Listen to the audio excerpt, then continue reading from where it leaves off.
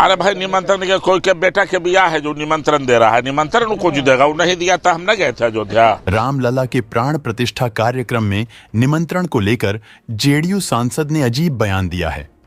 उन्होंने कहा है कि किसी के बेटे का विवाह है जो वह हमें निमंत्रण देगा, निमंत्रण नहीं मिलेगा तो क्या हम अयोध्या नहीं जाएंगे। उन्होंने कहा कि पत्नी को छोड़कर अकेले चल दें या सनातन नहीं है। इसके साथ ही उन्होंने दावा किया कि 14 जनवरी के बाद नीतीश कुमार को संयोजक बनाया जा सकता है।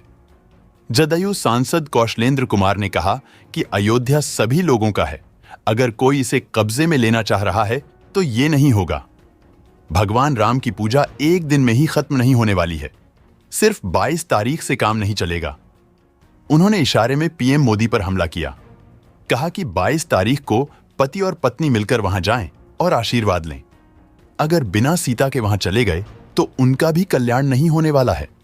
अगर सीता का कोई अपमान कर रहा है तो उनका 2024 में कल्याण होने वाला नहीं है। सांसद ने यह बातें नालंदा में एक कार्यक्रम के दौरान कही। कार्यक्रम के दौरान सांसद के द्वारा 3 शव वाहन और 7 चलंत शौचालय को हरी झंडी दिखाकर रवाना किया गया। राम मंदिर को अरे भाई निमंत्रण के कोई के बेटा के बियाह है जो निमंत्रण दे रहा है, निमंत्रण उनको जो देगा वो नहीं दिया था, हम न गए थे अयोध्या। अयोध्या में जाइए, हम लक्ष्मण किला में बराबर ठहरते हैं, क्या दिक्कत है? तो न्योता की क्या जरूरत है?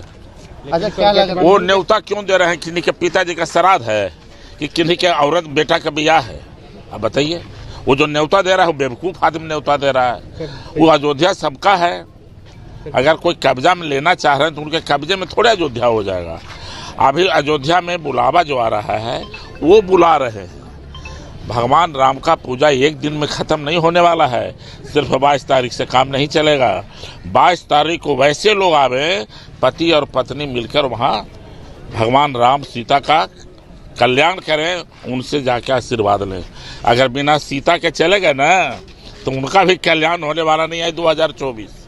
निश्चित मान लीजिए कि सीता का अगर कोई अपमान कर रहा है तो वह आदमी 2024 में आने वाला नहीं है। लेकिन आपकी पार्टी के द्वारा सर बिना बैठक के ही सीतामढ़ी में और अरुणाचल प्रदेश में एमपी कैंडिडेट घोषित करी, क्या कहेंगे इस पर? अभी तो नेता का बात है भाई, नेता लोग के होंगे, हमको आइडिया नहीं है। बीजेपी सर बयान दे रही है, कह रही है कि तब बीजेपी के हमारे पार्टी से क्या मतलब है?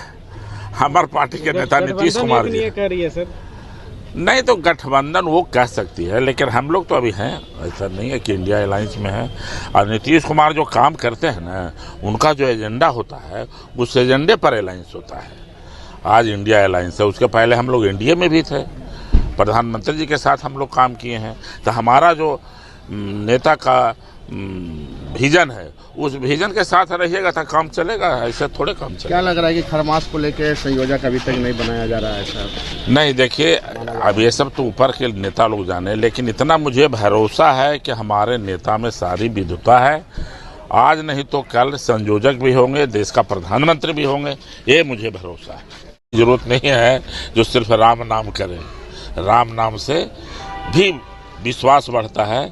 लेकिन सबसे बड़ी चीज़ है पुरुषोत्तम राम के पहले जो नाम है उनका लोग चर्चा नहीं कर रहे हैं। माँ सीता का चर्चा ही नहीं हो रहा है, अभी सीता की चर्चा होना चाहिए। कोई भी काम हिंदू करता है तो पति और पत्नी मिलके जो कार्य करते हैं वो वही सफल होते हैं। अगर बिना पत्नी के कोई कार्य कोई करेगा ना तो समझ लीजिए उनको क्या होना है। जो लोग महिलाएं बयान दे रही है जय श्री राम का और सीता हटा रही हैं, तो आने वाला जो कल है उस पर लोग सनातनी लोग ध्यान दे रहे हैं कि सनातनी का ही काम नहीं है कि पत्नी के छोड़ दो, अपने अकेले चल दो। ये एक सनातनी का धर्म नहीं है। सनातन का धर्म है पति को भी साथ चलना, पत्नी का धर्म है। तो पत्नी के लोग लेके चलिए नहीं रहे हैं, उधर ध्यान देना चाहिए, आपको पूछना चाहिए।